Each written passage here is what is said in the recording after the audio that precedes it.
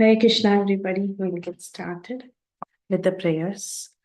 Om Ajnanatirandhasya Jnananjanashalakaya Chakshurunmilitam Yena Tasmai Shri Gurave Namaha Mukam Karoti Vachalam Pangum Langayate Girim Yadkripatamaham Vande Shri Gurum Dinatarinam Paramanandamadhavam Krishna Chaitanyam Ishwaram Namam Vishnupadaya Krishna Prishthaya Bhutale श्रीमते भक्तिवेदान्त स्वामिन्निति नामिने नमस्ते सारस्वती देवे गौरवाणी प्रचारिणे निर्विशेषा शून्यवादी आश्चर्यदेशतारिणे जय श्री कृष्ण चैतन्य प्रभु नित्यानंद श्री अद्वैता गदाधर श्रीवासादि गौरभक्तवृंदा हरे Krishna Krishna Krishna Hare Hare Hare Ram Ram Ram Hare Hare. I offer prayers to Valmiki, Lord Sri Ramchandra and Hanuman. Kujantam Rama Rameti Madhuram Madhuraksharam Aruhya Kavita Shakam Vande Valmiki Kokilam. वाल्मीकिर्मुनि सिंहस्य कवितावनचारिणः शृण्वन् रामकथानादं कोनयाते परां गतिम् वेदवेद्ये परिपुंसे जाते दशरथात्मजे वेदप्राचीतसादासीत् साक्षात् रामायणात्मना अञ्जनानन्दनं वीरं जानकी शोकनाशनं कपीशमक्षहन्तारं वन्दे लङ्काभयङ्करम् मनोजवं मारुततुल्यवेगं जितेन्द्रियं बुद्धिमतां वरिष्ठं वातात्मजं वानरयूतमुख्यं श्रीरामदूतं शिरसा नमामि आञ्जनेयमदिपाठनालनं काञ्चनाद्रिकमनीयविग्रहं पारिजाततरुमूलवासिनं भावयामि भवमाननन्दनं यत्र यत्र रघुनाथकीर्तनं तत्र तत्र कृतमस्तकाञ्जलिं बाष्पवारि परिपूर्णलोचनं मारुतिं नमत राक्षसान्तकम् जयत्राशतसन्त्रासध्वान्तविद्वांसनोदयः प्रभावान् सीतया देव्या परमव्योमभास्करः श्रीराम राम रामेति रमे रामे मनोरमे सहस्रनाम तत्तुल्यं श्रीराम नाम वरानने. Hare Krishna. So we are in Sundara Kanda, and a quick overview of what we have seen so far. So we saw this very beautiful shloka. Sundare Sundaro Rama, Sundare Sundari Katha, Sundare Sundari Sita, Sundare Sundaram Vanam, Sundare Sundaram Kavyam, Sundare Sundara Kapihi, Sundare Sundaram Mantram, Sundare Kamna Sundarim. So in this shloka it has mentioned that this entire Sundarakanda is extremely beautiful. Lord Ramachandra is beautiful. The story is very, very beautiful. Sita Devi is beautiful. Ashokavan is beautiful. This entire poetry is so beautiful. And more importantly, this kapi, this monkey, this vanara, Hanuman is beautiful. So what is not beautiful in this very, very beautiful Sundarakanda?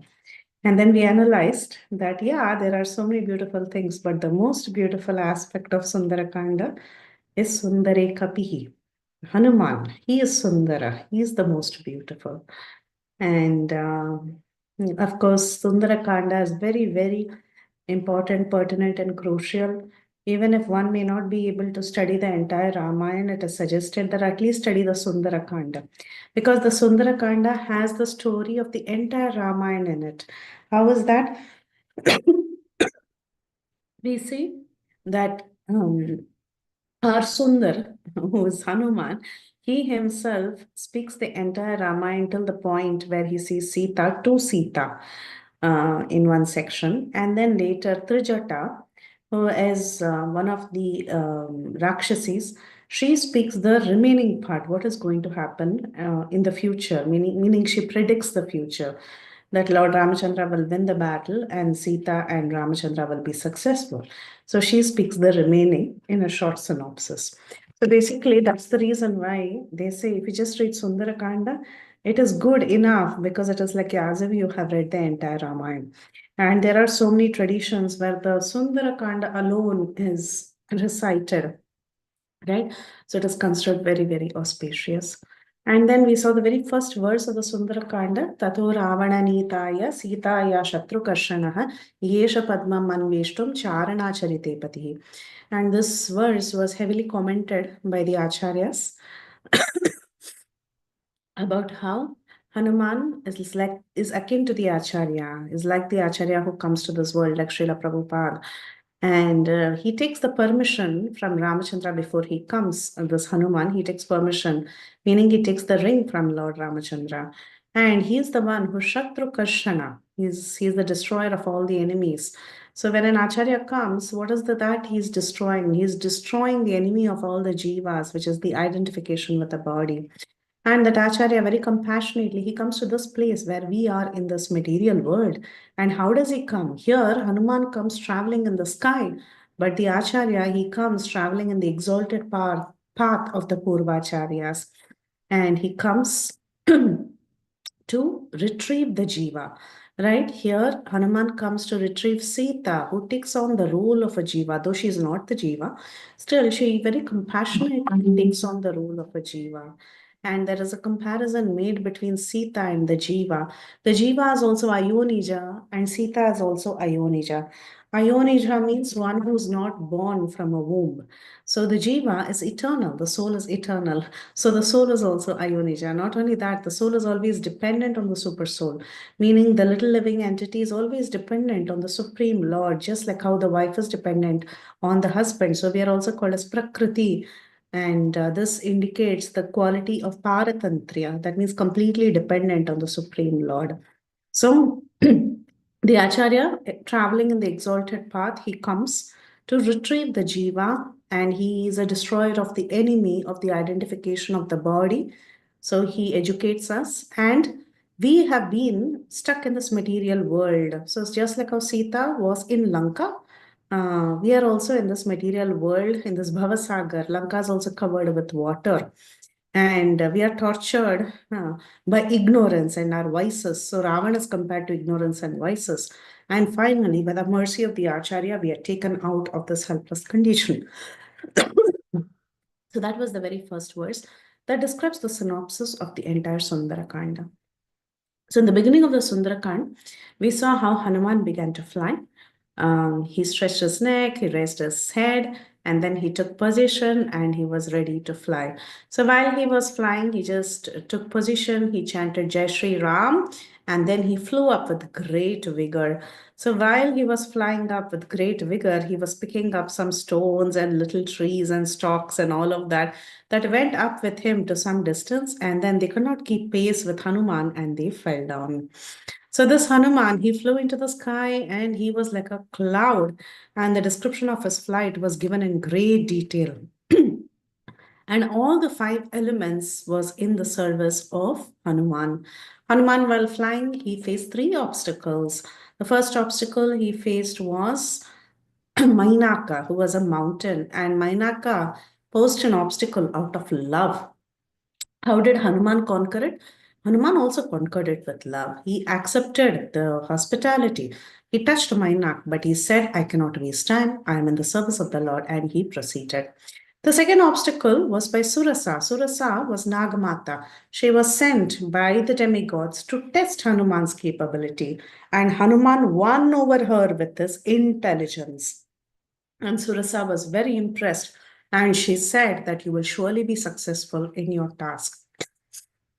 The third impediment he faced is that of Simhika. She was a real impediment. She was a Chaya Grahi, and Hanuman put his faith in the Supreme Lord, and he went into her body, tore her open, and came out successful with determination. So, like that, Hanuman, he conquered over the three impediments, teaching us a lesson that life is not easy. And as we face impediments, we need to have affection to people who show affection. We need to show our intelligence where we suddenly there is an unexpected impediment.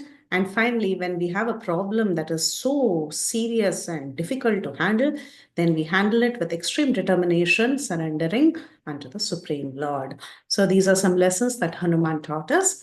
And then Hanuman, he finally landed in Lanka, and Lanka was looking so beautiful. And while he started walking into Lanka, he decided that he would take the size of a small cat, meaning a small monkey. And he started walking around, and there he meets Lanka or Lankini. And Lankini stops Hanuman and tells him that he cannot enter Lanka. And she asks him, "Who are you? What is your purpose? Why are you here?" And Hanuman, very innocently, he says, "Oh, I am just here for sightseeing." And then he asks Lankini, "Who are you?" And she gets so angry with him because she's questioned. She's like the officer there and she's questioned. So she gives him a slap. And Hanuman, who receives the slap, immediately responds by tightening his fists and giving a tight punch with his left hand on Lankini. So much so that Lankini swoons and she falls down unconscious. And then when she wakes up, she realizes that this is the Vanara who's actually going to come to destroy the entire Lanka, and soon Lanka will be destroyed and Ravan will be conquered. So she remembers the words of Brahma that was spoken in the past, that a day a monkey comes and conquers you, hits you. That is the day, that is the beginning of Lanka's destruction. So finally, she allows Hanuman to actually enter Lanka. So it was dusk time, and Hanuman decided that he would go in during the night. So, according to the Acharyas, this was the day Hanuman entered Lanka. It was Shukla Paksha Trayodashi Phalguna Mas. That is around March. Okay. Let's see, April, Ramchandra came to the forest, right? So now it is almost going to be 14 years. And it was Falgun Mas.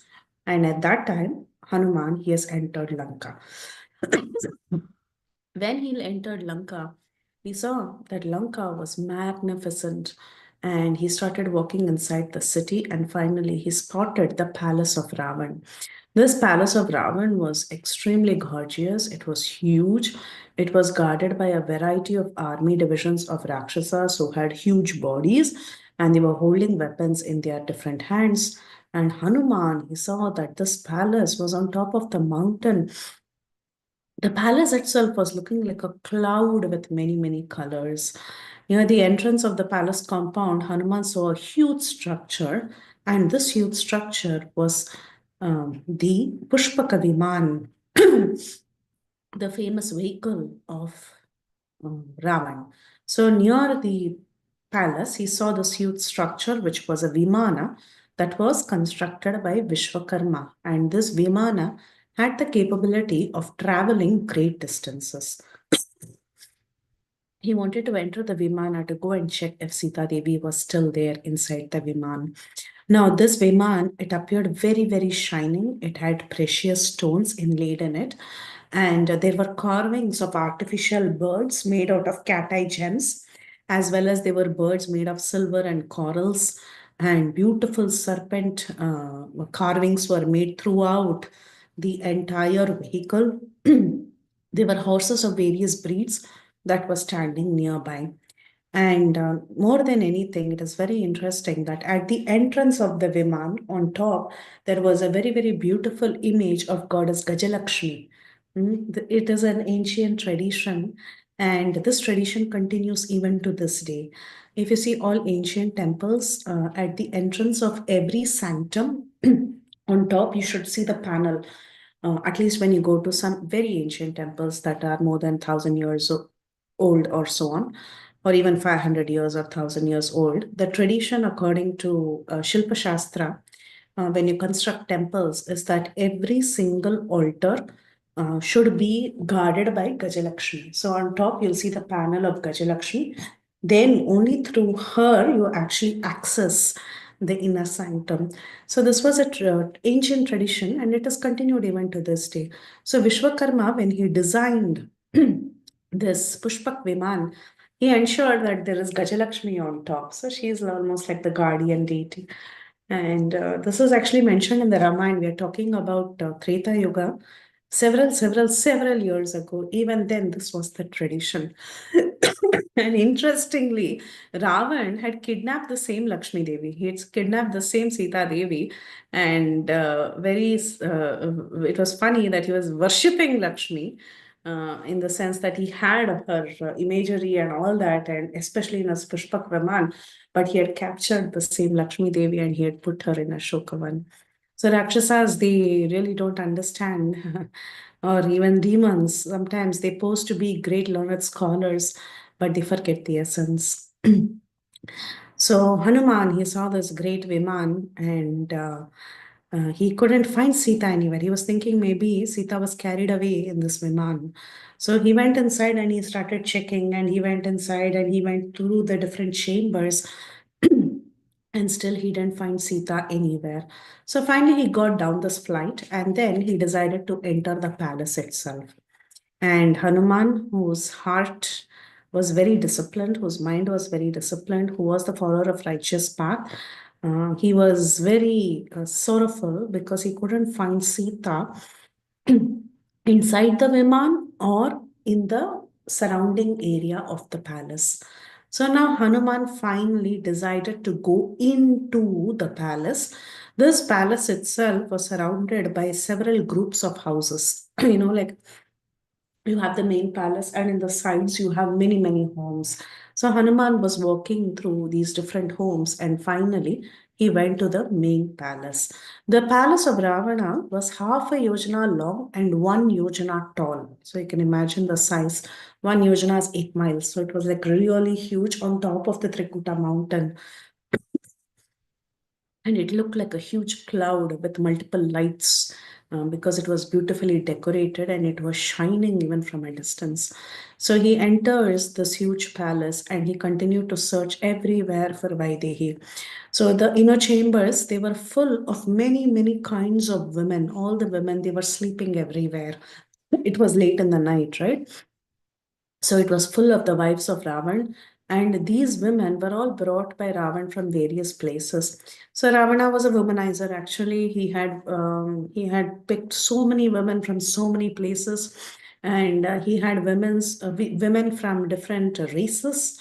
Like the Apsaras, the daughter of great personalities like some rishis, and then he had gotten several Rakshasis, and most of these ladies were all coming to Ravan by their own accord. Actually, it's not because Ravan already had several curses that he cannot forcibly take away a woman. So many of the women that Ravan had brought were all coming there out of their own accord. So he saw so many women, and all these women were just sleeping everywhere. And he could see that the entire palace was full of wealth. Wherever he went, the palace was so wealthy, and it appeared that all the riches of Indra was present very much there in the house of Ravan. There was no reduction of wealth anywhere. Everywhere it looked very, very opulent. And Hanuman, he further entered. Just give me a minute, I'll drink some water. I don't want to cough.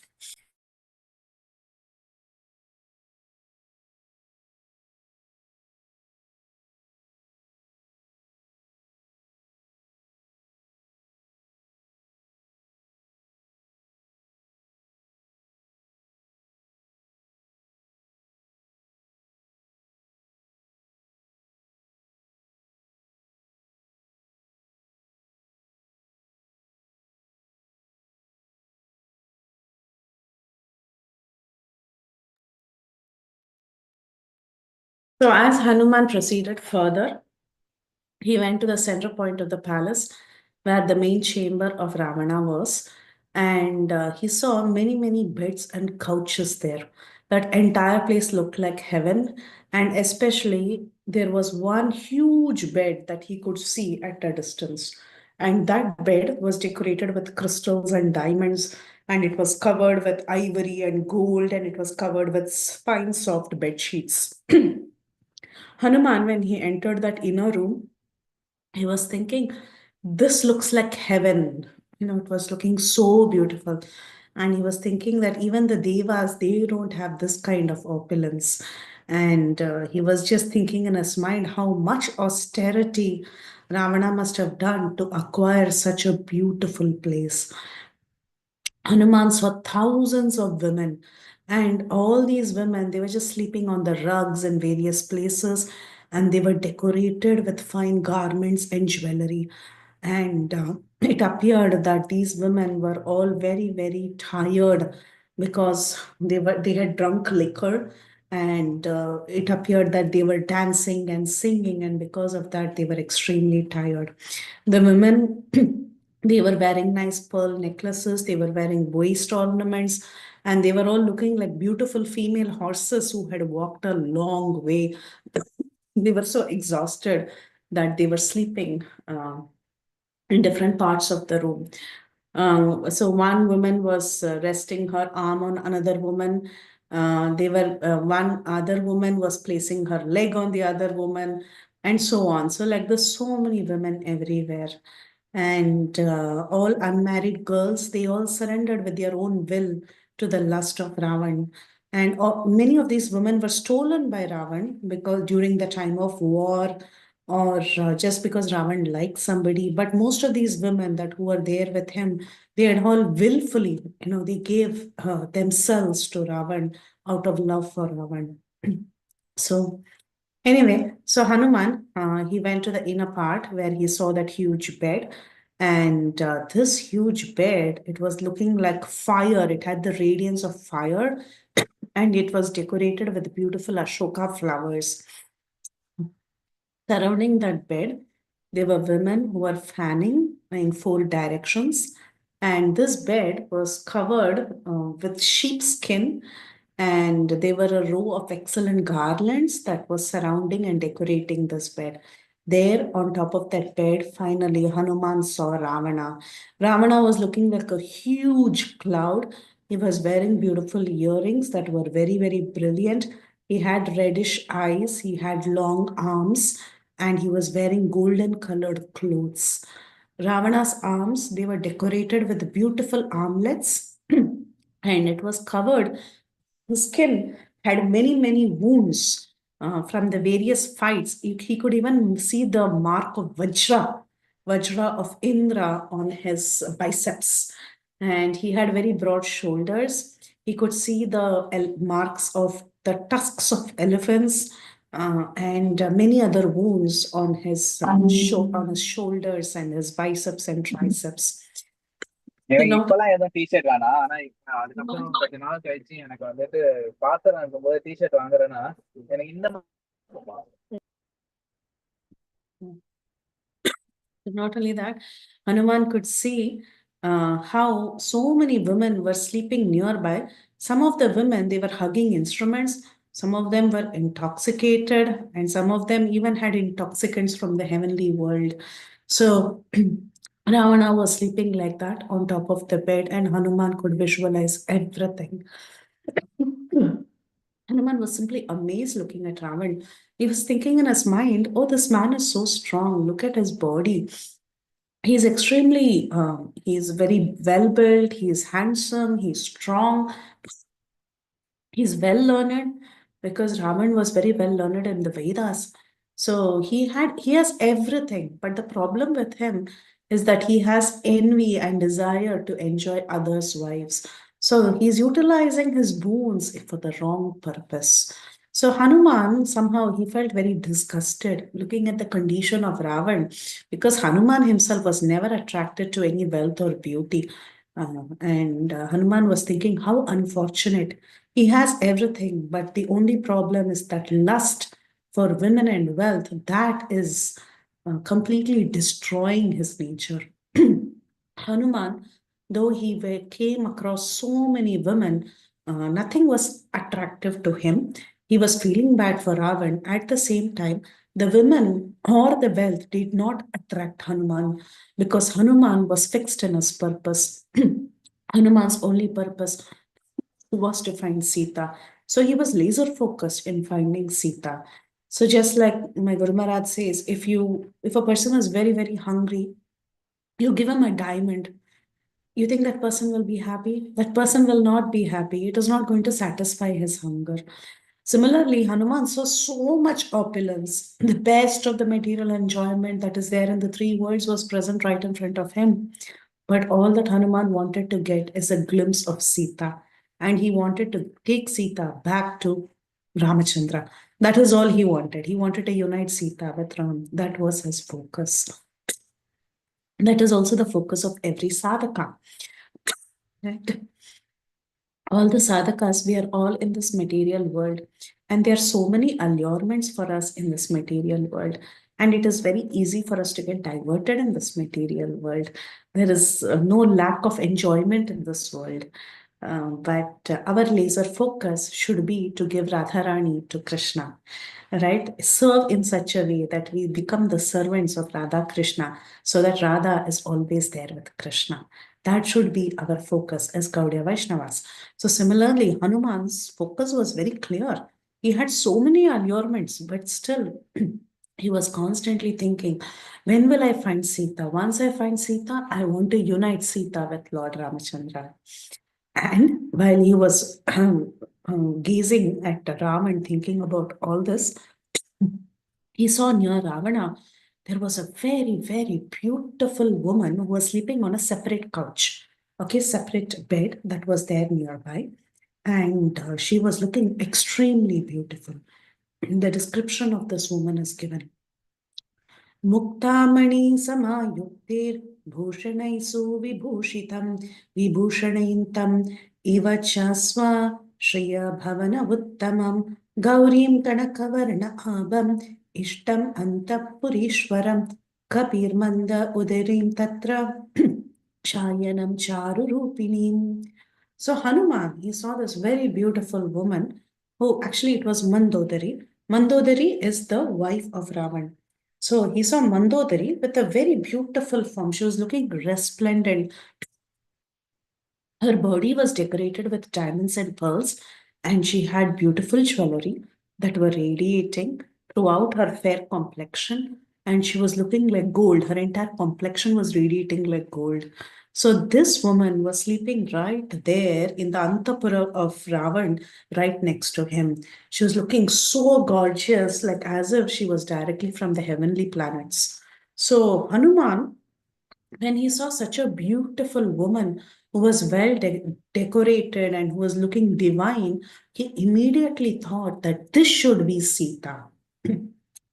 Because the wealth of her appearance and the youth looked very much like this has to be Sita, because he had heard about the glory and the beauty of Sita. So when he saw Mandodari with such auspicious qualities on her in her bodily features, he immediately thought this is definitely Sita Devi, and he became very excited. So what did he do in excitement? आस्फोटयाम् आस चुचुम्बपुच्छं ननन्दचिकेरेण जगौ जगाम स्तम्भान् आरोहन् निपपात भूमौ निदर्शयन् स्वां प्रकृतिं कपीनाम्. Prakritim Kapinam. So the natural tendency of a monkey is to get excited. And when he gets excited, when he sees something nice, or something that is that he's looking out for, he gets super excited and he starts jumping. Stamban Arohanam Nipapata Bhumau. So he was jumping up and down a pillar. He started jumping up and he came down a pillar. And Ashpotayam Asa Chuchumba Pucham. That means he took his tail. The tail is considered the ornament of a monkey. So monkeys are generally proud of their tails. So he took up his tail and he started kissing, chuchumba. He started kissing his tail because he was congratulating himself. Yes, you finally found her. And in great excitement, he was screeching, chichika, jagao jagama. He was very restless. He was jumping from one place to the other. He started climbing up a pillar and he came down a pillar, kissing his tail again and again, congratulating himself. So he clasped his arms, kissed his tail. He was very, very playful. He sang and showing his monkey like nature, he climbed pillars and he fell down on the land. He climbed up and he fell down and he was so excited. So generally they say, right, if someone is very mischievous, they'll ask, do you have a tail? But here, I mean, it's actually a derogatory remark, to say, do you have a tail to a human being? But then a monkey is very proud of his tail. So Valmiki is telling he showed his natural tendency of monkey-like behavior. And he started kissing his tail. He just jumped into conclusion. Generally, monkeys are very restless, right? They don't think through a situation. They are very reactive. Uh-huh. They are very reactive. Immediately, they start reacting to things and they get very excited. So similarly, showing his monkey-like nature, Hanuman, he started coming to he came to a conclusion. This is Sita. I found Sita. Now I'm very excited. I need to treat myself. That's how Hanuman was feeling. But after all his excitement was over, he went to a corner and he started thinking. Just like sometimes when we are behaving very mischievously, we are given a timeout, right? Yes, children are given a timeout. We say, okay, you made a mistake. Now you go and stand in a corner and think for yourself if you did the right thing or not. So similarly, Hanuman gave himself a timeout and he went and he stood in a corner and he started thinking, did I really do the right thing? Have I come to the right conclusion? He thought for himself for a moment. Now, Bhagavad Gita explains that from wherever the mind wanders due to its flickering and unsteady nature, one must certainly withdraw it and bring it back under control. So, how do you bring back the mind under control? With the help of intelligence, right? So, intelligence is like the mother and mind is like the child. Therefore, intelligence is that which helps to bring back the mind. So, Hanuman was so excited thinking that this lady Mandodari was none other than Sita with his monkey like mind. He was thinking like that. But then he paused for a second and he gave work for his intelligence. So, with the help of his intelligence, that is like the mother, he wanted to discipline the mind, that is like a child. So, he thought for a minute and he was thinking about Sita. What is the description that he has heard about Sita from Ram? What is that he has learned about Sita in so many days of association with Lord Ramachandra? He thought about it and he decided that this Sita that I have heard about is not suitable to sleep separated from Ram. She will not eat, she will not decorate herself, she will not enjoy taking different kinds of beverages. More importantly, she will not reach out to another man to live with. Hmm? Even if Indra comes giving her a proposal, even then she will not choose any male for Lord Ramachandra. So, understanding the real nature of Sita Devi, he finally concluded that though she looks so resplendent and radiant, almost like another goddess of fortune, this lady is definitely not Sita. So, this also tells us that sometimes, we tend to react, right? We react spontaneously, and we do many mistakes also when we react spontaneously. But then it is a good idea to think through it when your mind is calm. Just think through it, assess for yourself if it's going to really help, if whatever decision I'm taking is helping, or if I have taken the right decision. So think through it and then come to a conclusion, just like how Hanuman did. Then Hanuman decided to proceed further and he started walking around the palace and he saw hundreds and thousands of women. All of them, they were very, very beautifully decorated. And he also went not only to the Antapura, that is where all the ladies are sleeping, he also went forward and he went into the great wine room of Ravan, his bar basically. So a vivid description is given of how his bar was arranged, what kind of intoxicants he had. Today you go to a bar, you have so many varieties of you don't go, but still, if at all you know how a bar is from past, you would know the different kinds of liquor that would be arranged, how it would be arranged, and so on. I won't go into details now, but Hanuman actually went through that entire area and he saw different kinds of liquor uh, of different colors and different levels of intoxicants that was there in Ravana's wine chamber. And after he passed through this, he goes on to the main kitchen. Into the main kitchen, because why he's going to all these places? It's not that he wants to have a trip to the bar or he wants to have a trip to Ravana's kitchen. The idea is that he actually wants to go and find Sita, right? So he goes through the bar area and then he goes on to the kitchen. And there he sees the food of the Rakshasas.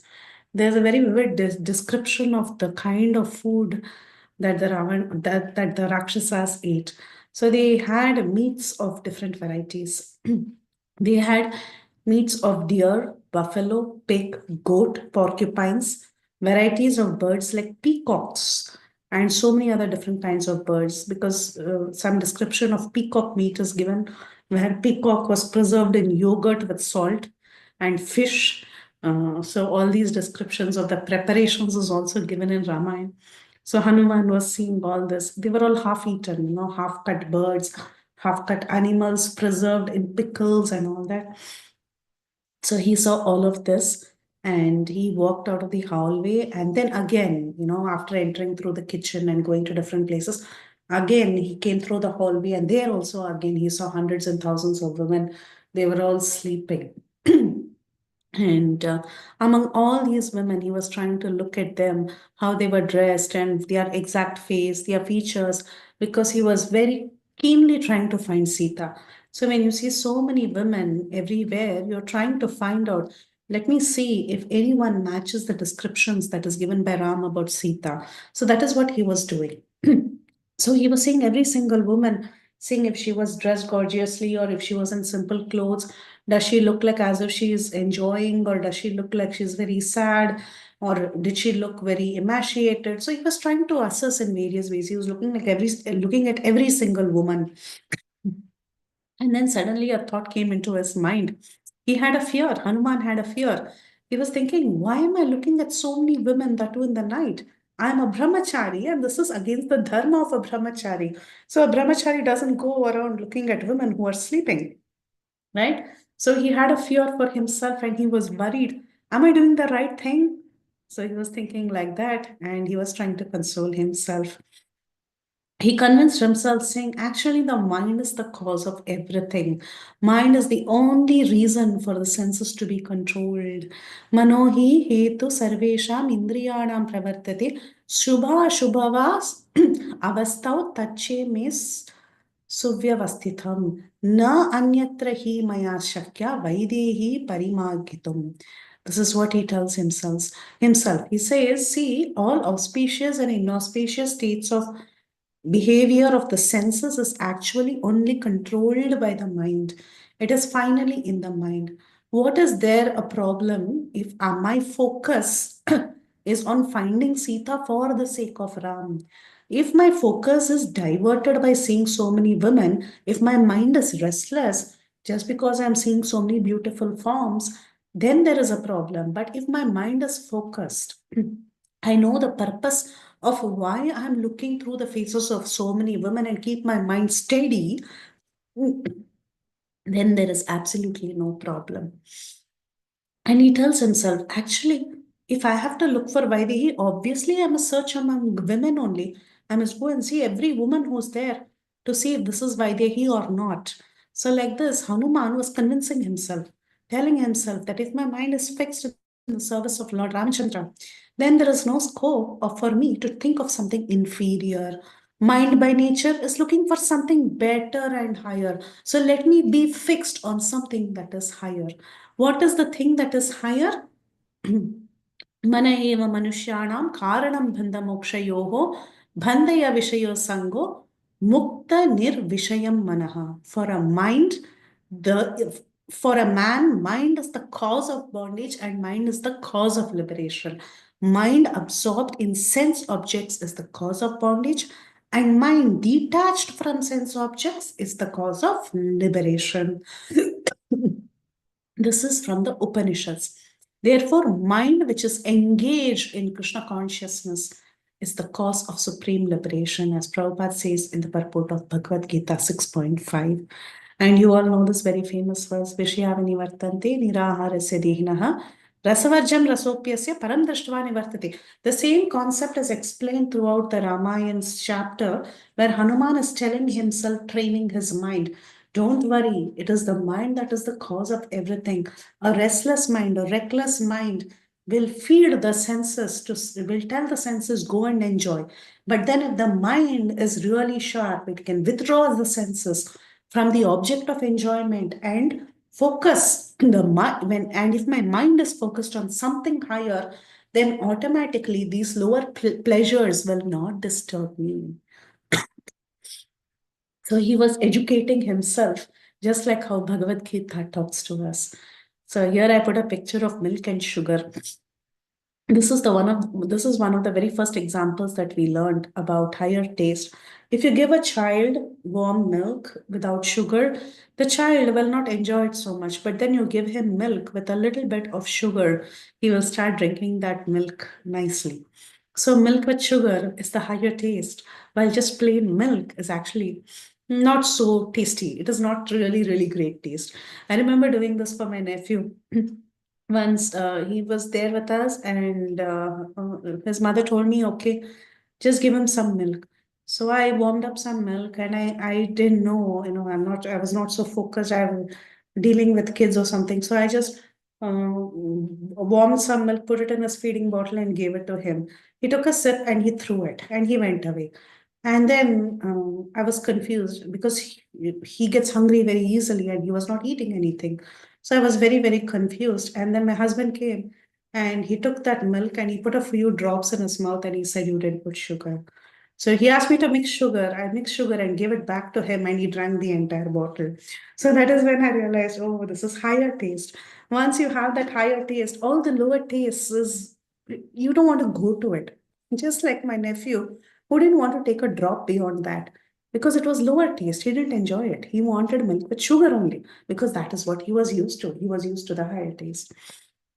So similarly, Hanuman, he had the higher taste of the service of Lord Ramachandra. So he was also on a task for the sake of Lord Ramachandra. So he was definitely not going to budge for something lower, that is looking at and appreciating the beauty of the women there or trying to satisfy his senses. So he told himself, he didn't give up. He told himself, my mind is fixed in the service of Lord Ramachandra. So I should not worry. I should not think, why am I looking at women? I should look at women so that I can find Sita. So, thinking like that, he decided to proceed further and he started going from one house to the other in that area.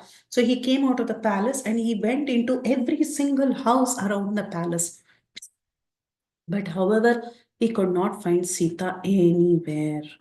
And then Hanuman started contemplating again, and he went and he sat and he started thinking, what really happened?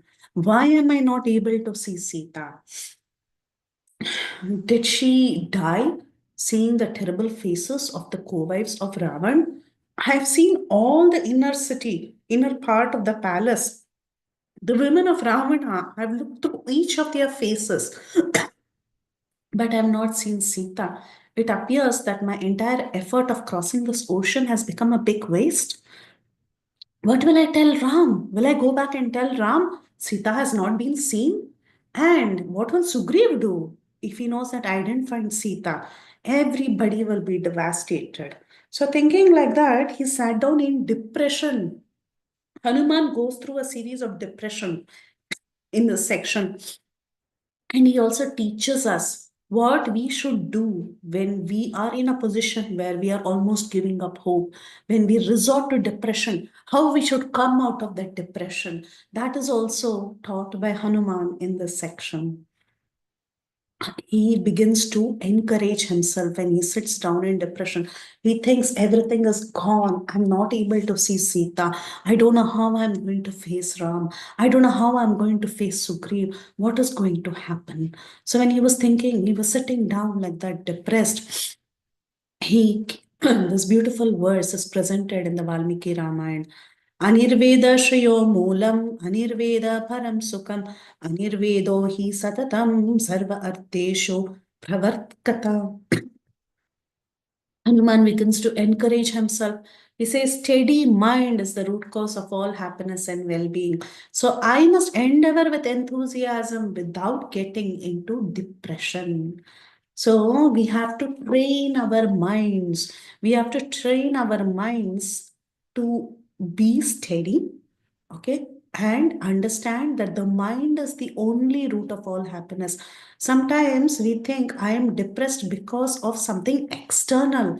We try to pass on the blame. We say I am depressed because this person didn't treat me nicely, because that person cheated me, because I am not able to go out, I am depressed. So, like that, we pass on the blame to so many reasons as to why we are depressed. But the true reason of depression lies in the mind itself. You can train the mind and tell the mind that it's up to me if I want to come out of this depression. Actually, it is in my control. It is in the control of the mind. There are so many things to be thankful about. There are so many things to feel happy about. There are so many things to understand the positivity in life. There are so many positivities in life that we are ignoring. Rather, we are concentrating on the negativities. So this is one of the greatest inspiration we can receive from Hanuman. His enthusiasm to serve without giving up. He tries to see a light in everything. He gives us lessons that we have to hope and we should never give up. In fact, Hanuman even thought of suicide, just like how people in depression sometimes think of suicide. This is all there in the Ramayana. I'm not making up anything. It is there verse by verse in Ramayana. The contemplation of Hanuman itself is a big eye opener lesson for everybody. It says very clearly Hanuman even thought of suicide because he couldn't find Sita. And then he sat down and he felt very depressed. But then he was springing up. His mind, he didn't give rest to his mind. He slowly began to encourage himself. He said to himself, no, I should not give up. I should not suicide. I will somehow perform the best effort without depression. I will search every single nook and corner that is ruled by Ravan and even the areas that nobody has seen. He started telling himself, which are the places I've searched so far? I've searched the bars, I have searched the kitchens, I've searched the flower houses, and I've searched the art display houses, I've searched the pleasure houses, I've searched pathways, the middle of gardens, the buildings in all directions. Everything I have been searching. I have searched underground tunnels. I have searched houses on the streets. I have searched houses on the intersections of various small streets. And then Hanuman was brainstorming. He was thinking, where else did I search? And he started flying up and down, sliding up and down, and he was walking. He was trying to catch every corner that he didn't search. So he went around opening doors, he pushed doors, and he entered inside every small region. He was entering every room, he was coming out, he was climbing up, he was going down, and he wandered into every nook and corner of Lanka. While he was going like that, he was encouraging himself, let me search every spot. I have not finished searching every spot. Let me not succumb to this depression. So while he was looking through, he saw various kinds of women. He saw Naga women, Rakshasa women, Vidyadhara women. But he did not see Sita and he was so disappointed. Again, he started thinking, oh, I took so much effort to cross this ocean. All this is now wasted.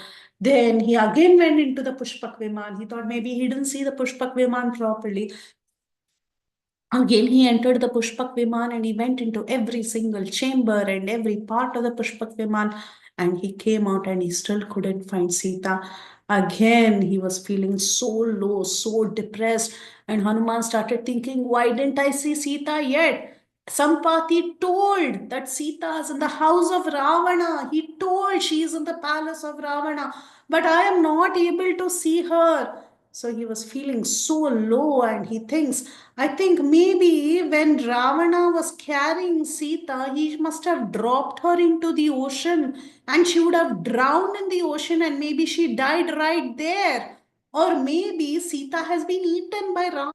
After all, Ravana is a Rakshasa. Just because Sita did not succumb to his desire, maybe he cooked her and he ate her up. Otherwise, maybe one of the co-wives killed her and ate her. Or maybe Ravana has now shifted the residence of Sita. Initially, Sampati, before I flew across the ocean, he told that Sita is in the palace, so maybe the location has been shifted now.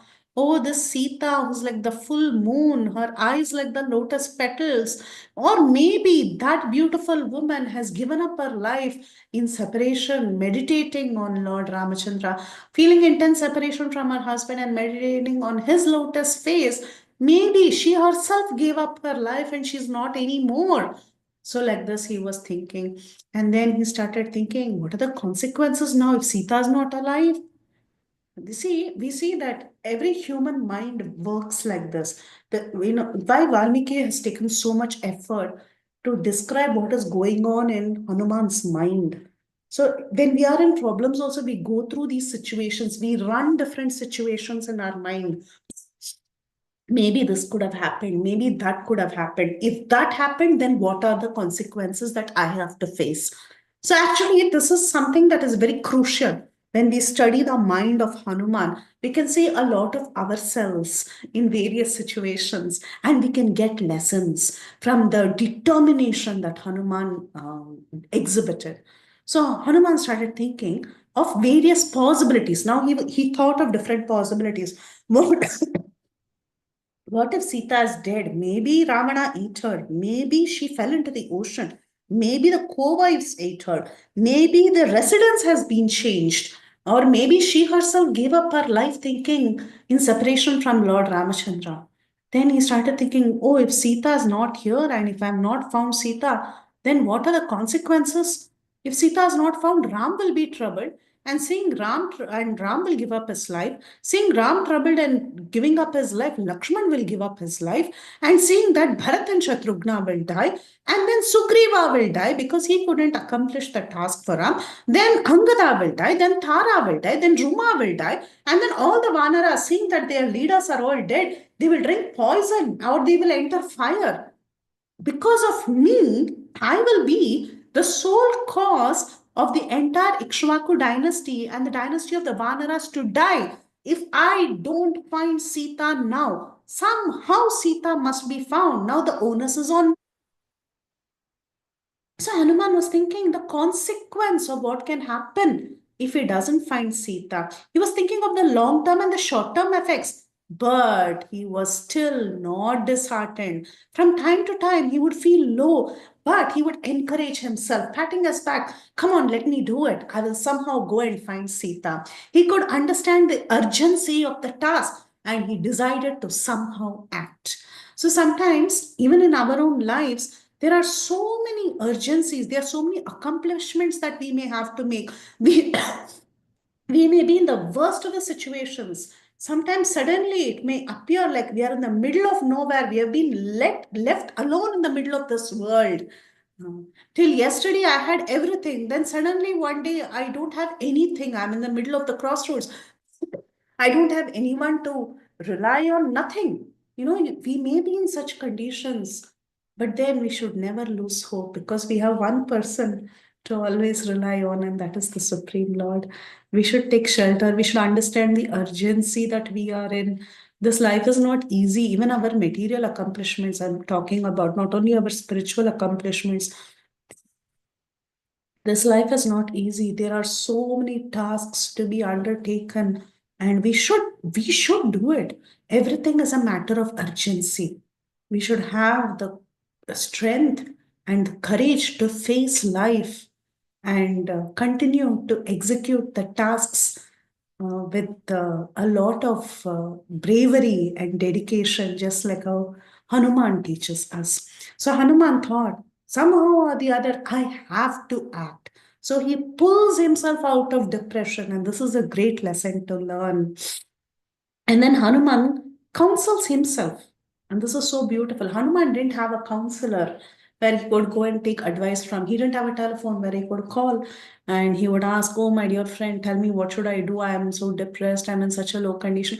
So that is what we are all doing today, right? I have any problem, we call up a friend and then we pour out our emotions to that friend or to our parents. We do that all the time. We tell them, oh, this is my problem, that is my problem.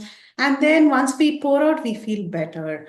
And then the friend or the mother gives us some advice, and then we think, oh, maybe this is a good idea. Let me do that. Right? This is what happens to all of us. At least we have that. We should be thankful. Think about Hanuman. Hanuman didn't even have a person to consult at that point in time. So he started counseling himself. This is so beautiful. He told himself, what am I really worried about? What am I worried about? I'm worried about what will Sugriva say? What will Jambavan say? What will Ram think of me? That is my real worry. My real worry is not, My real worry is what will people say. Actually, even our situation is like that. We are so worried about the, the impressions that people will have about us.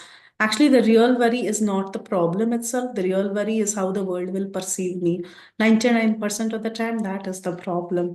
So Hanuman assists for himself and he tells himself, actually, it's not worth it. I should not sit like this in depression. The real problem is not finding Sita. The real problem is not facing someone, facing Ram or facing Sugriv or facing anybody. The real problem is that Sita should be retrieved. That is what I should look for. I should accomplish that. I should not sit down in depression worrying about who will say what to me. Hmm? So again, he tells himself, Sampati had mentioned that surely Sita is in Lanka. She should be here. Just, like it's hardly been a day, right? So Sampati has told Sita is there. So definitely she's there somewhere. Hmm? He thinks like that and he starts walking out.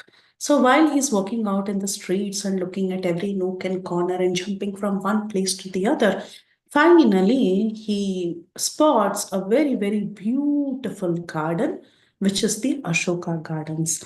From a distance, he sees this beautiful gardens and he thinks, actually, I searched in so many places in Lanka, but I never looked at this beautiful garden. Somehow I must have missed this garden. Hmm. And at that time, he comes to the realization that he is trying to find Sita, right? He comes to this very clear realization. Comes to the realization, the realization that all this while I was trying to find Sita. That is what I was doing. And how was I trying to find Sita? I was trying to find Sita thinking that I am the one who's executing this task. So the onus is on me and I must somehow find Sita. But it doesn't work like that. Uh, Unfortunately, it doesn't work like that, even for us also. There are so many things we do. Even in our spiritual life, there are so many services we do. We think we are the executor, we are the ones who are doing it. But we forget that we are mere instruments. The actual task is carried out by the Supreme Lord. He is the one who's carrying out the task. You are only a simple instrument in the hands of the Lord. So Hanuman thought for himself while he was looking at the beautiful Ashoka one from a distance. He was thinking, all this while I was thinking, I must find Sita. I am searching for Sita. But the truth or the reality of the matter is that only if Sita decides to reveal herself to me, will I be able to find her. I am only an instrument and nothing more than that. This realization, everyone at some point in our lives, we ourselves will get it. And that is when we truly become successful. Thinking like that, Hanuman offers a beautiful prayer. Okay, he folds his palms and he offers a beautiful prayer. Actually, his prayer is intended to Sita Devi to help her reveal herself to him. But in the process, he also offers obeisances to everybody. How does he offer obeisances? He says, Namostu Ramaya Lakshmanaya Devyai cha tasyai janakatmajai. Namostu Rudra Indra Yama Anilebhyo. Namostu Chandra Arka Marutganebhya. He says, Namostu Ramaya Lakshmanaya Janakatmajaya. So his intention is actually to offer obeisances to Janakatmaja, who is Sita Devi. But of course, before offering obeisances to Mother Sita, he wants to also invoke the names of his dear Lord Ramachandra along with his brother Lakshman. So he says obeisances to Sri Ramachandra along with Lakshmana and also obeisances to Mother Janaki.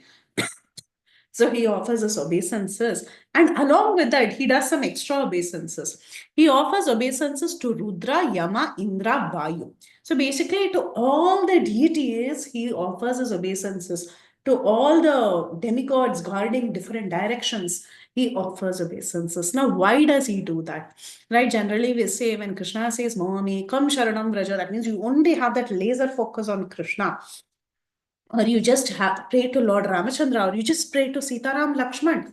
Finish. Why should you go on to continue to say obeisances to Rudra, Indra, Yama, Vayu, everybody who's guarding all the directions? All of you help me. There the commentator said, Rama Prema Paravashyena, he offered obeisances. That means he was so overwhelmed with prema for Lord Ramachandra, prema for the task that Lord Ramachandra should be united with Sita, that he thought, let everybody serve.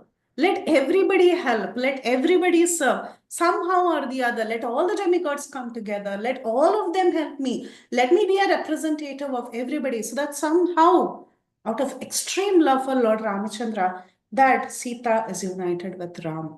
So that was the intention why he invoked everybody in all directions to come together to help him find Janaki.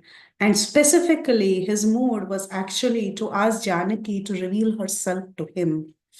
So, having offered that, then he enters this beautiful garden of Ashokavan. There, the a very beautiful analogy is again given by our acharyas. You all have seen this mudra, this Upadesha mudra, right? This is called as Upadesha mudra. It's also called as Chin mudra or Jnana mudra. Many acharyas, they hold this mudra, this one. Even Prabhupada also in some deities, you can see him hold this mudra. Generally, acharyas, they hold this mudra. Now, this is a very interesting mudra. You have this forefinger and you have the thumb. How much ever the thumb tries, it can never go and meet the forefinger. Okay? The thumb alone by itself cannot go and meet the forefinger.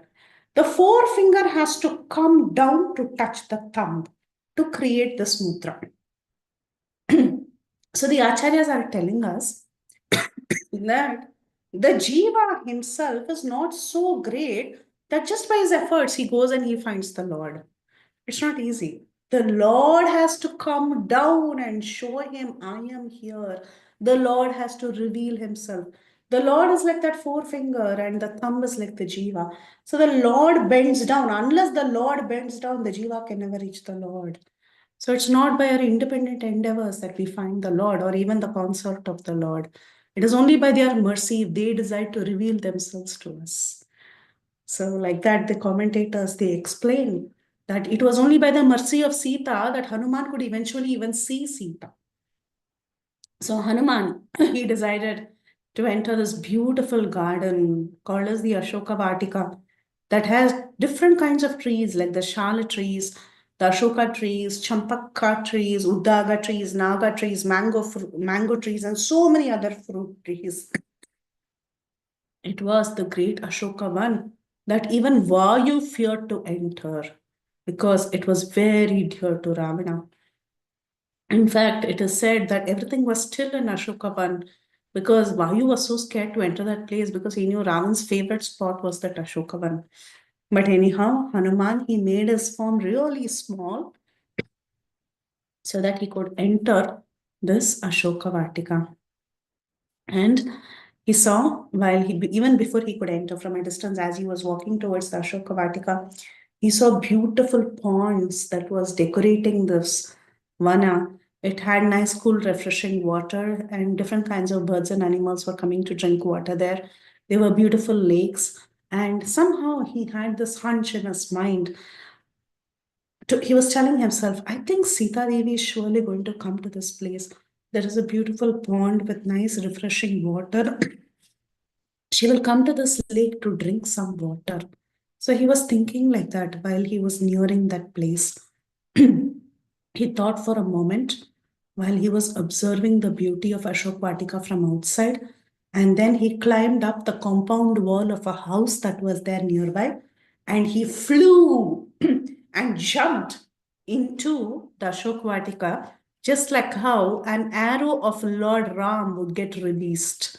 So, like that, he jumped into the garden and now he started walking through the garden. He saw different kinds of fruit trees, he saw creepers, birds, animals.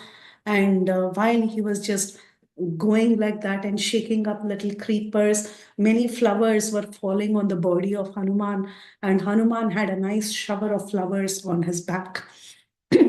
So Hanuman walked around. He saw different kinds of ponds that were filled with water, and then he saw many artificial ponds actually. And he saw how there were nice platforms that were made around trees. Like if there is a tree, there were nice stepped platforms around each tree. So he saw like that, many trees like that. And many of the stairs that were made around the trees, they were embedded with diamonds and pearls and corals, and it was looking extremely beautiful. Those little ponds that were there, many of them were artificially created, and they had many lotuses.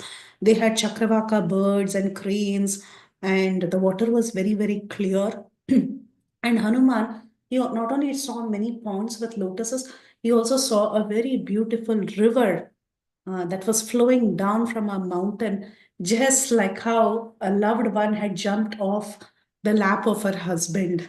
That river was looking like that, it was jumping and falling down like that. So he saw the beauty of Ashokvatika. And specifically, he saw one particular pond that was filled with cold, clear water, and there were nice inlaid steps decorated with diamonds and pearls and different rubies and jewels. And he could see that this pond was really, really beautiful. And he was thinking that maybe Sita Devi will come here to this area. It looks extremely beautiful. And the entire area was looking very auspicious. All the trees there, they were filled with flowers and fruits. And they were big platforms around the trees. Even now in India, if you see, if there is a big banyan tree, there'll be a beautiful platform, stepped platform that is constructed around the tree for people to sit. So, like that, different constructions were made. Some had two steps, some had one step. So, like that, different trees were surrounded by these platforms. So, Hanuman specifically chose one Simshupa tree, which was golden in color, and it was covered with many creepers, and it was surrounded with different platforms made of gold. So, Hanuman specifically chose that particular tree, and he thought he will climb up that tree and he will sit on that tree to watch if by God's grace Sita comes Sita comes to drink the water of that pond, clear water pond. And the reason Hanuman chooses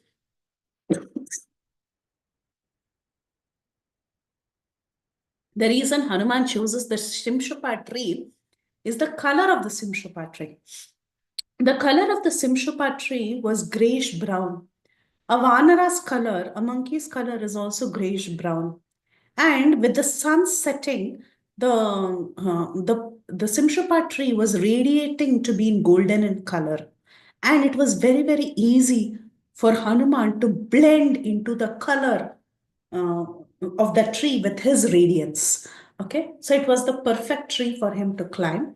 And he climbed onto that tree and he was on looking that beautiful pond. There were many ponds, but one particular pond was looking very resplendent and it had clear waters. It looked very auspicious. He was looking at that particular pond and he was thinking, maybe Sita will come to this pond. Why did he think that Sita will definitely come to this pond?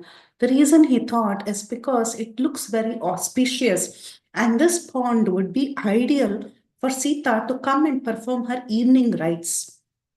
This is a verse from Valmiki Ramayana indicating that Sandhya Kala rites were even performed by Sita Devi in that time. Sandhya Kala Manashyama Dhruvam Eshayati Janaki Nadim Cha Imam Shiva Jalam Sandhya Arte Varinini. So it says this Devi whose face is like the moon, if she is alive, she will definitely come to this river of auspicious water to do her Sandhya Kala rites. So Hanuman was thinking like this, and he tried to cover his body with a mass of leaves that was there in that Simshupa tree. And as he thought, sometimes the Paramatma guides us, right? We have what is called as intuition. Once Prabhupada was asked, what is intuition? And Prabhupada said, that is the Paramatma talking to you. That is intuition. So Hanuman had a very clear intuition that somehow I have a hunch that Sita Devi is going to come here because this environment is very ideal for the Sandhya Kal ritual. Definitely that chaste woman who's very religious, who's very dharmic, she will come here. So thinking like that, he was hiding in that Simshupa tree that was right close to the pond. And as he thought so, Sita from somewhere, she walked. She walked towards that pond. So from somewhere inside the Ashoka Vatika, she was coming out from some dense section of the Ashoka Vatika and she was walking towards the pond. As he was thinking that maybe Sita will come here. So Sita, whose face was full of tears, she was looking in a very pitiable condition. She was emaciated because she had not taken food. She was immersed in very, very sad thoughts. And she was in a very pitiable state. And she had a long braid like that of a serpent. And she was surrounded by demons. This Sita, in such an emaciated state, she started walking inside that Ashoka garden and she was approaching the Simshupa tree. Hanuman was still looking around. So Sita was coming. So Valmiki describes like this. He says Sita was walking slowly as Hanuman was thinking. He was looking at the pond. He was waiting, will Sita come? But from back, Sita was actually walking as he was thinking like that. In a very emaciated state, she was walking like that. And Hanuman was still looking around. He was trying to observe things around, trying to catch a glimpse of Sita somehow. Hanuman was still looking, and not far away, Hanuman saw within this Ashoka garden a huge, lofty temple filled with fragrance. And it was looking like another Gandhamadana mountain with pillars, and it was as white as Mount Kailash, with stairs made of corals and platforms of refined gold. And it was very, very clear. It was a tall, tall temple. And you know what temple this was? It's so beautiful in Valmiki Ramayana. It's described that this temple, Urjitam Chaitya Prasadam, the name of the temple was Chaitya Prasadam, and the commentators say it was a Buddha Mandira, a mandir of the Buddhists. Even to this day, Sri Lanka has Buddhists. They are the biggest religion in Sri Lanka today. It's not the it's not the Hindus, it is the Buddhists. And how come Buddha was there in Treta Yuga? People will be wondering, Buddha in Treta Yuga? Yes, the Buddha faith is nothing but the atheistic faith. And it was not something that was just sprung up at the time of Siddhartha Gautama. It was there from a very, very, very long time. Even if you read the Srimad Bhagavatam, you'll see Buddha avatar.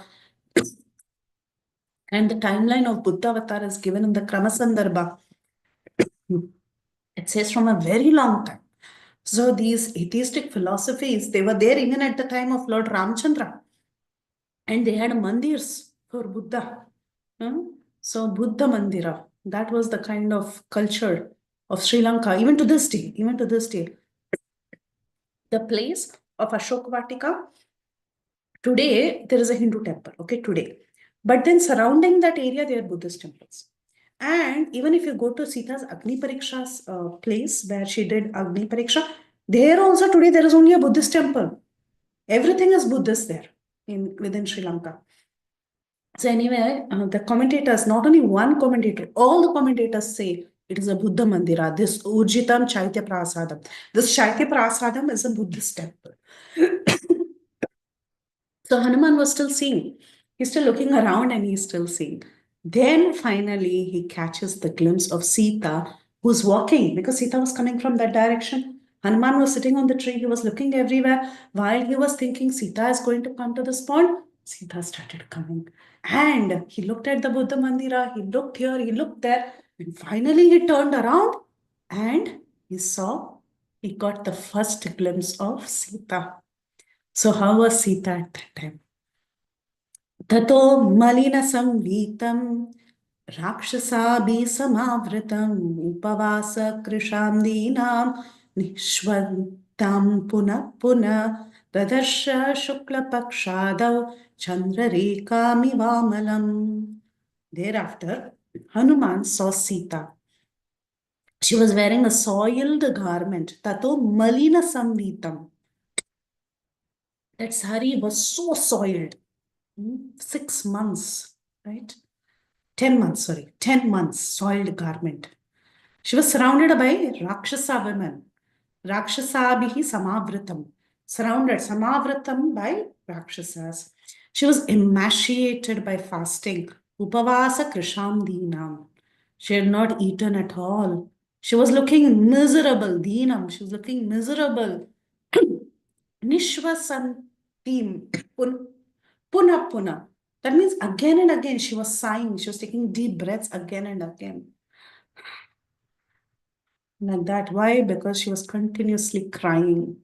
She was continuously crying. She was gasping again and again. She was sighing and crying and taking deep breaths. And she was looking like a crescent moon in the beginning of a bright fortnight. How a crescent moon, it's just like in the beginning of a bright fortnight, in the beginning of Shukla Paksha, it's just like a thin, line, that crescent moon.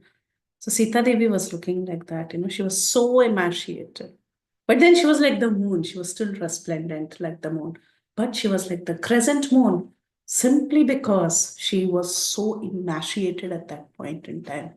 So with that form, she slowly came out like a tongue of fire of beautiful radiance that was covered with smoke. Externally, she looked malinam, fully dirty, but internally, she was resplendent. She was radiant because she is Sita Devi. Pītena ekena samvitam klikštena uttamavasasa sapankam analankaram vipadmam iva padminim. Padmini means a lotus pond. Vipadmam iva padmini means a lotus pond without lotuses. What is a lotus pond without a lotus? Sita was looking like that, covered with a single best yellow silk cloth. Pitena ekena samvitam. So Pita is yellow colored, that is very dear to Krishna, that is very dear to Rama. She was wearing one ekavastra, a yellow colored sari, that was yellowish in color and it was silk. It was a Uttama Vasasa. It was a first class sari. Why? Because it was given by Anasuya. When Anasuya gave her a cloth and some cosmetics and all that, she said, you can stay like this, without, it'll stay with you without fading for a long time. So she was covered with that best cloth given by Anasuya. But however, it was wrinkled. And she did not have any decorations. Analankaram, not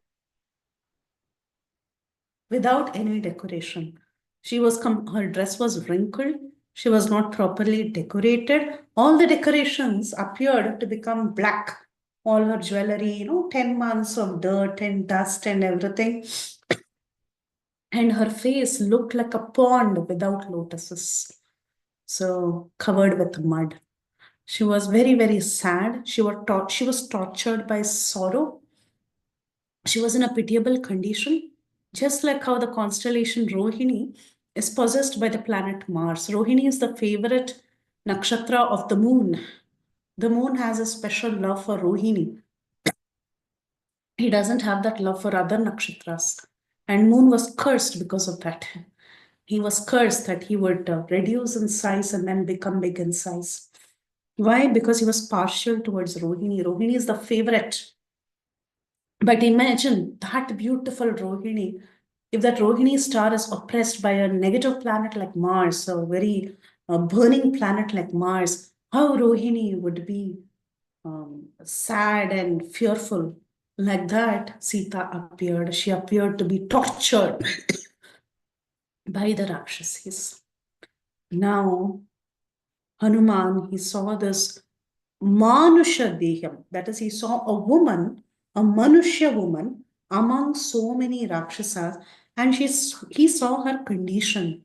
He saw how she was not filled with alankar, how she was looking very sad, how she had become so emaciated and so thin, not eating anything, how she was looking so depressed and breathing so heavily. Immediately, Hanuman could recognize, based on what Lord Ramachandra had described, that this should be Sita.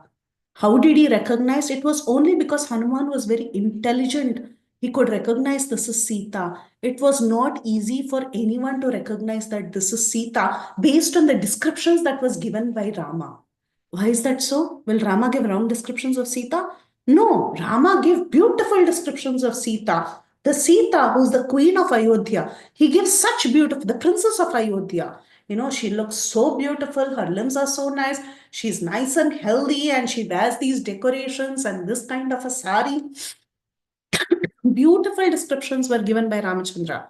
But the Sita that Hanuman saw was completely emaciated. Still, Hanuman, with his intelligence, he could understand that this is Sita. It was so difficult for him to identify that this is Sita, just like how a poetry with incorrect grammar can give you a wrong meaning. This is the comparison Valmiki gives. There are some funny grammatical mistakes I was looking up. Some of the mistakes is, uh, I'm hungry, let's eat grandma. That means it's like saying, okay, I'm going to eat up my grandma. Okay, but actually, I'm hungry. Let's eat, comma, grandma. That is the connotation, right? That's what you're meaning to say. Or once a teacher said, hang this map on the wall, else I will hang myself. Now, if the teacher says, I will hang myself, that means she's going to die. But what does the teacher intend to do? The teacher intends to say that if you don't hang the map, I will hang it. Right? So, like that, some grammatical mistakes when they are made in poetry or in some beautiful prose and a sentence formation, it can convey a totally different meaning. So, like that, actually, the descriptions given by Ramachandra had given a totally description of a totally different Sita. But only because Hanuman was so intelligent, he could understand that this is Sita. This is how Valmiki tells us. She was not decorated properly, and it was hard to recognize her, just like a poetry which gets a different meaning devoid of grammar. That's how Sita Devi was. He saw that some of the jewels that she was not wearing all the jewels. Maybe she had a few jewels and it was all blackened. 10 months of dirt and this and that, it was all blackened. Some of the jewels were hanging on the branches of trees. Ana Alankaram, right? She didn't want to decorate herself. So they were hanging on trees. And Hanuman could somehow understand that this is Sita. So he started watching her very carefully and he remembered the jewels that were dropped by Sita Devi on Rishyamukha Parvat. So that potli of jewels that was dropped on Rishyamukha Parvat had a set of jewelry. Those jewelries were missing on the body of Sita. He was observing, are those set of, like for example, if she had dropped say earring or a bangle or an anklet, he was seeing, is that jewelry there on her body? It is not there.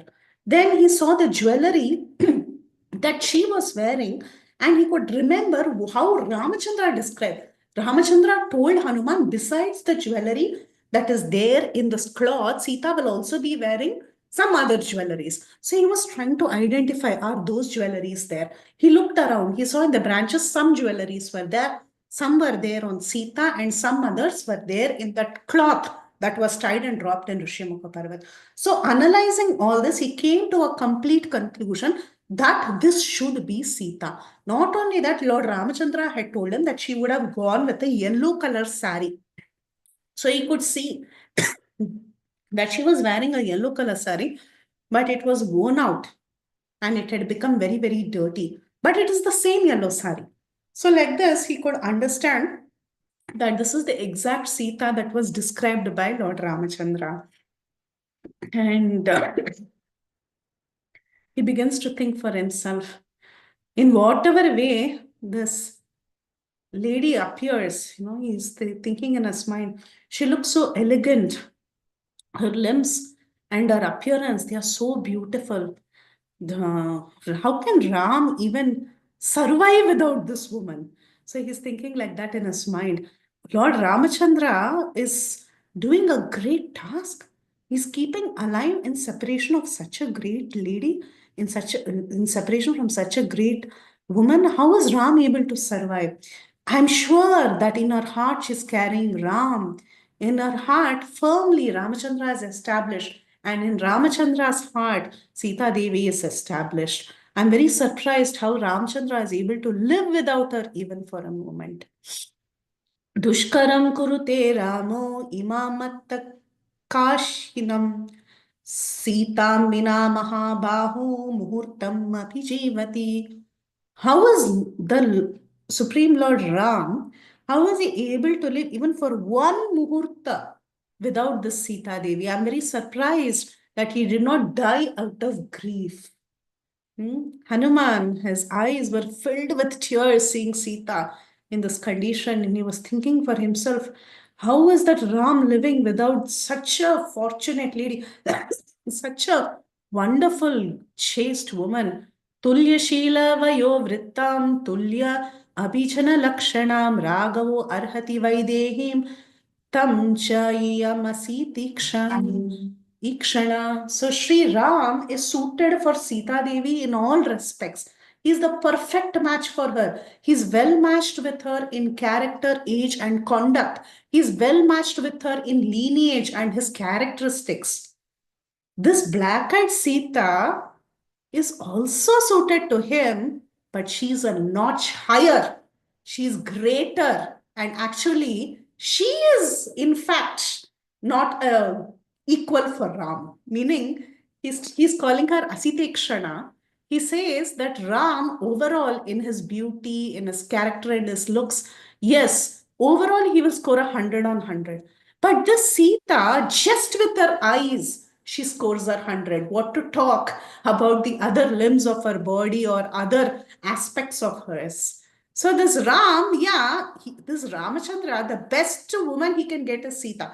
Sita, she didn't have a choice. The only available person was Ram. But her quality, Sita is so much higher than Ram.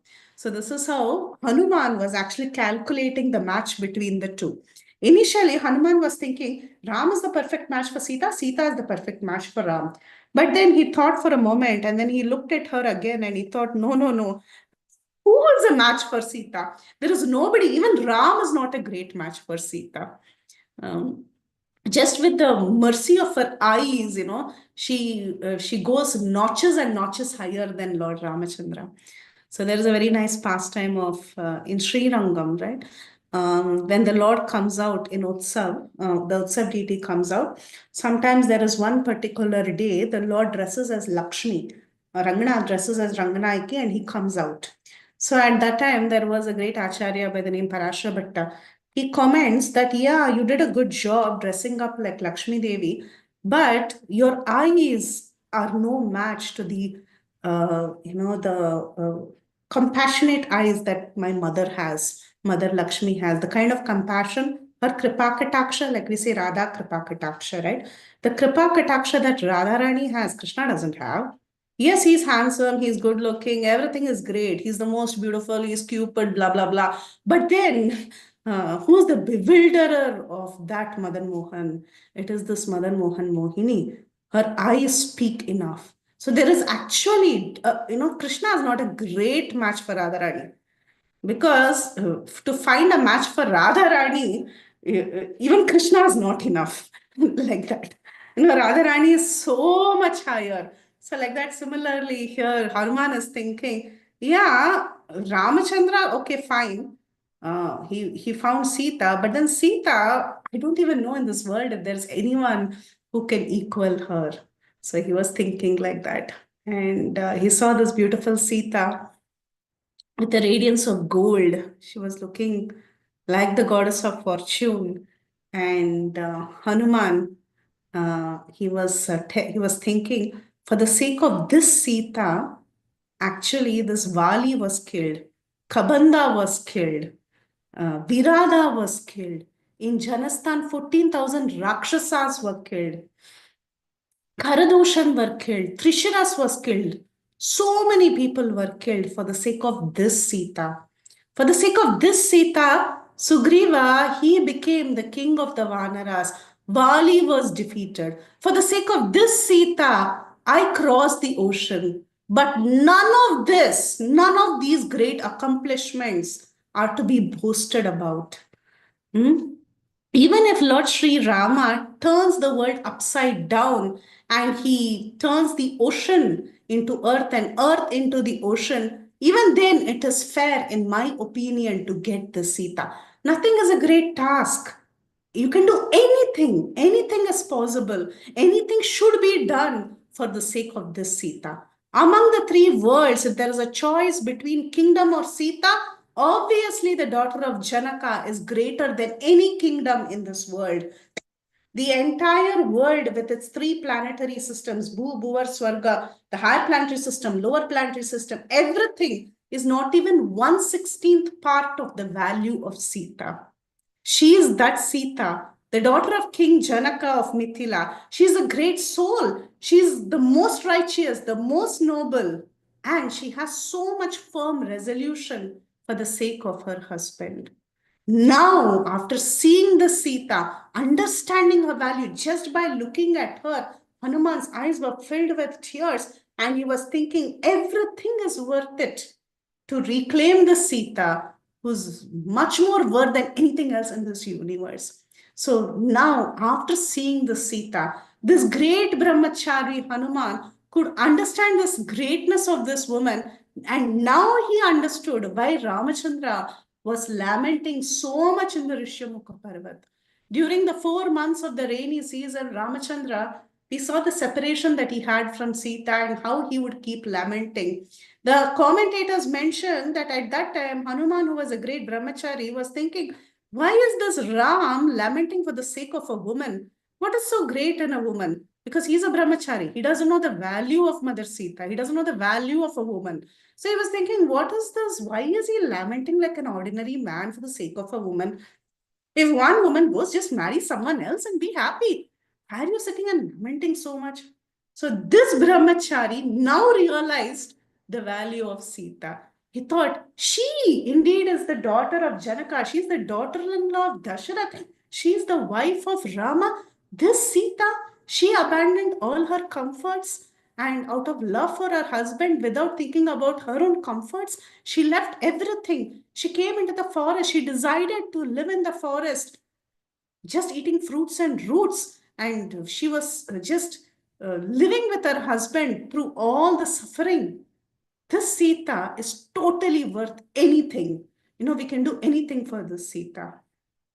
And she says the husband is actually the greatest of all jewelry or adornment for a woman. And Sita, although she deserves all the decoration, she's not looking happy without her husband.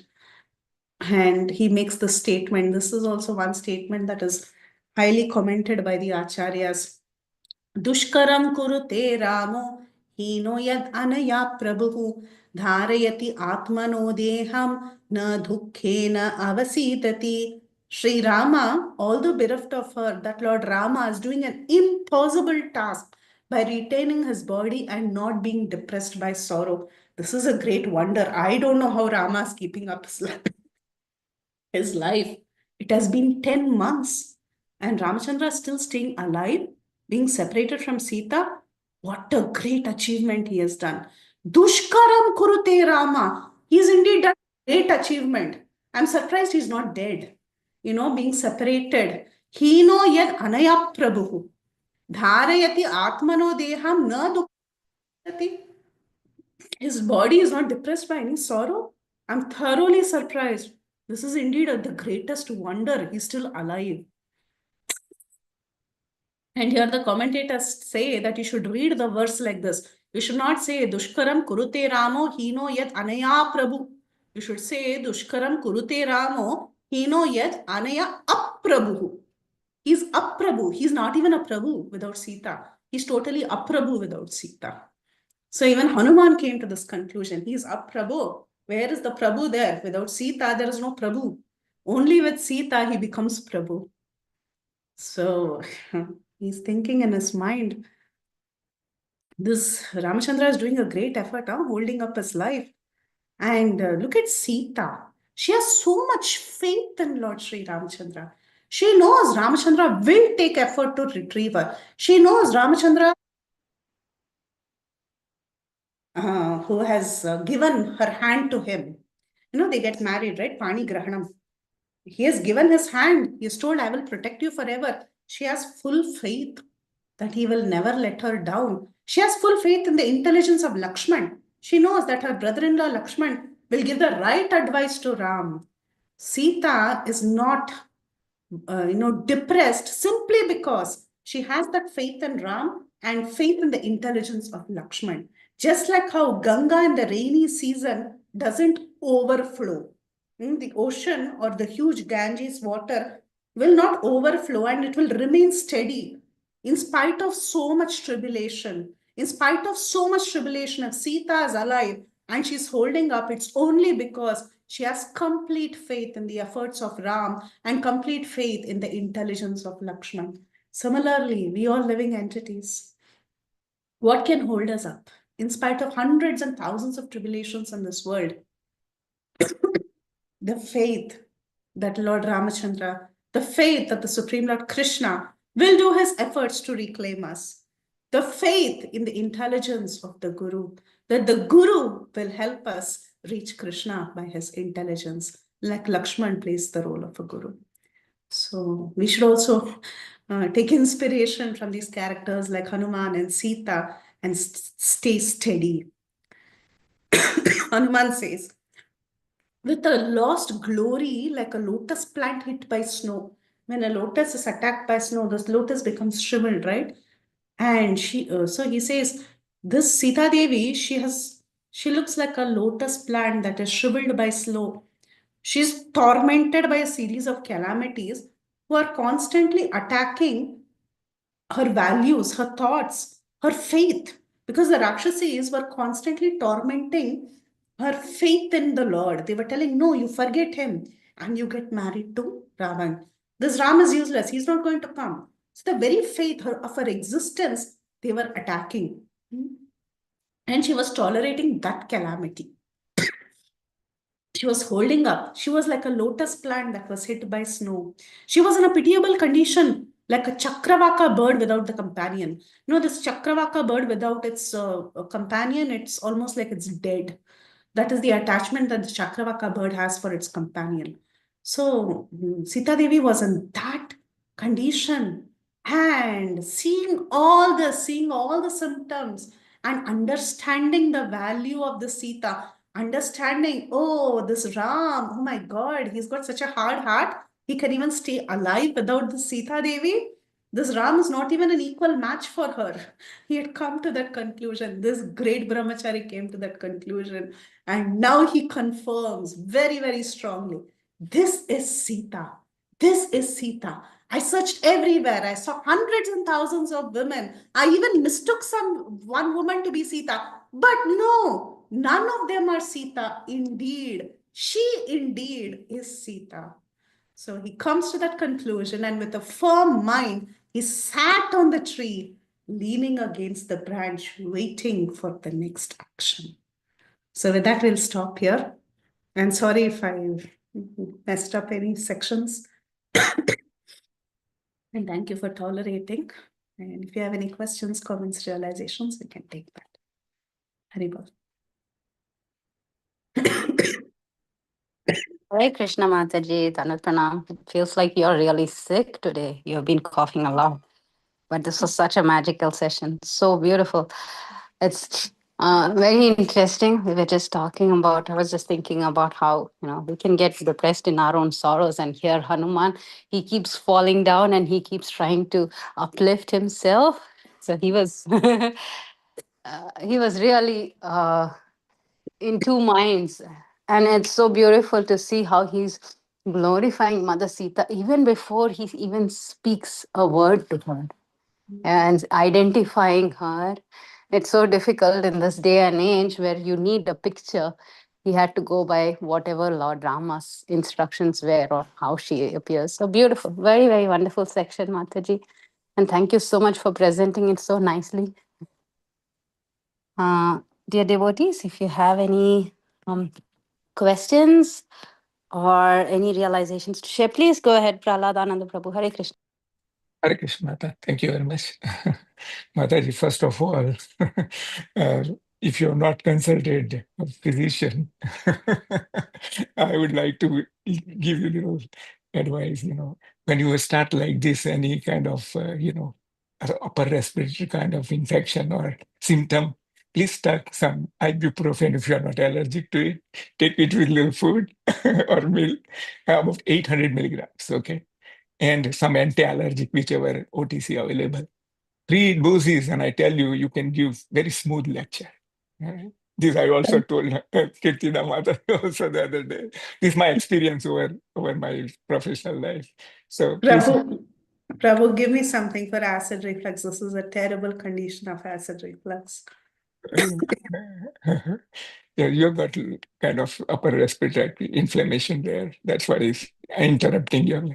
Anyway, this was my just, I was getting disturbed when you were, I said, how can I help her? There's very nice spray also, a steroid spray, which you can spray in the throat. It takes within few minutes, you can feel inflammation gone like that. But all these are it just kind of, inflames the entire section. uh, or inhaling, some of these steam things and other things, that also helps like that. So that was little, but real story is this Hanumanji is, is example for all of us sadhakas, like, how he's in looking for Sita Mata and we are looking for Bhakti Mata, Radharani's favor, Yeah, So that's how and his whole effort, as you see, he's concentrating on finding Mata. Similarly, we should be very much, concentrating on getting a favor of one glance of Srimati Radharani in obtaining love for Lord Shri Krishna. He says, and in that process, we should follow also Rupa Goswami saying, Utsaha, Nischaya, Dhairya, Tat Tat Karma Pramanata.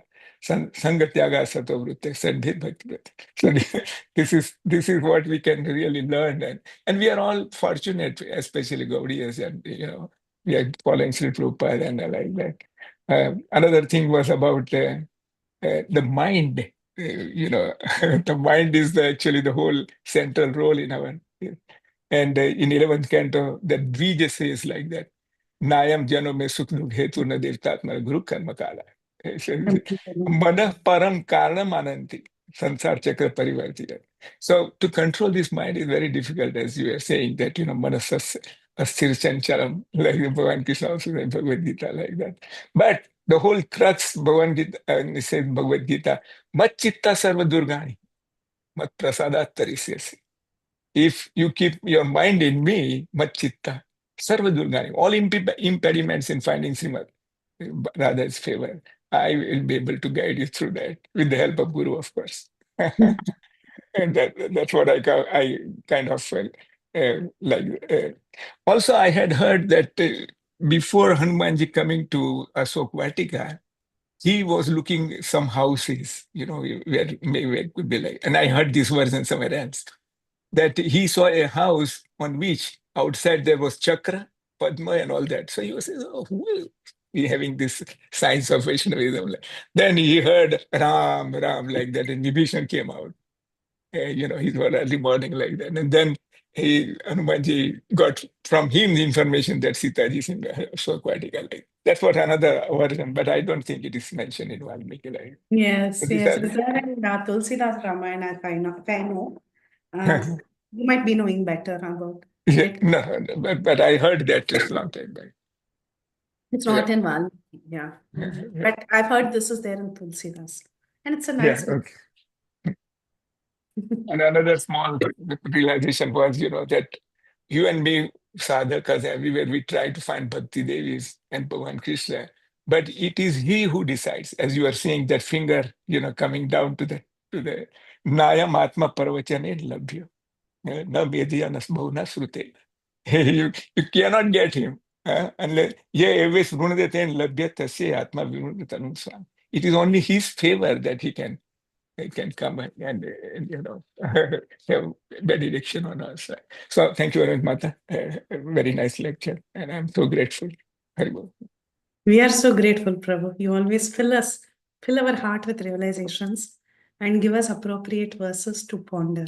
Thank you. Very well, Mata. Thank you. Thank you so much, Prabhuji. Hare Krishna. Mataji, actually, there are some comments in the chat. Oh. Rachna Mataji has said, thank you so very much for a very instructive narration. So many lessons to learn from today. Distractions are all around us. Material world is full of sense enjoyment. Our mind can be our best friend or worst enemy. Higher taste is the solution. Never give up. Depression can be overcome. Stay focused. Always depend on Supreme Lord in all circumstances. Be an instrument in the hand of the Lord. Grateful for your association. Very beautiful. All the lessons she listed. Very good.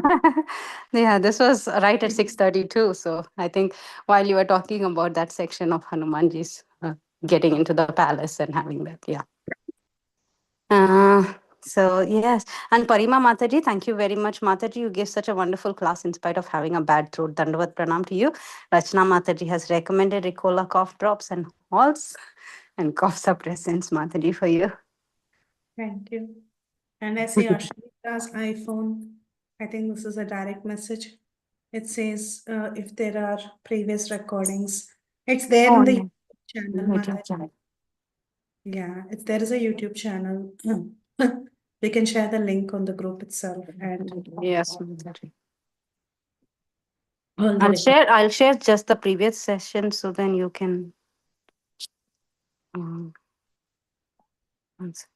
so you can check that and then you would have the whole playlist. yeah, whole playlist.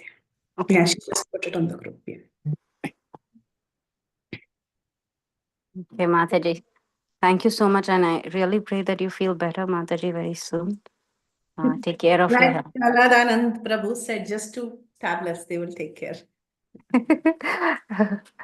Yeah, hoping that works out for you. Hare Krishna. Thank you, dear devotees. We'll end the call here. Vancha kalpatarubhyascha kripa sindhubhya cha patitanam pavanebhyo vaishnavebhyo namo namaha. Ananta Koti Vaishnav Vrinda ki jai. Srila Prabhupada ki jai. Jai Preethi Vilasini Mataji ki Mataji ki jai. jai. Valmiki Thank you so Ramayana much, ki jai. Mataji. Thank you, Mataji. This is such a valuable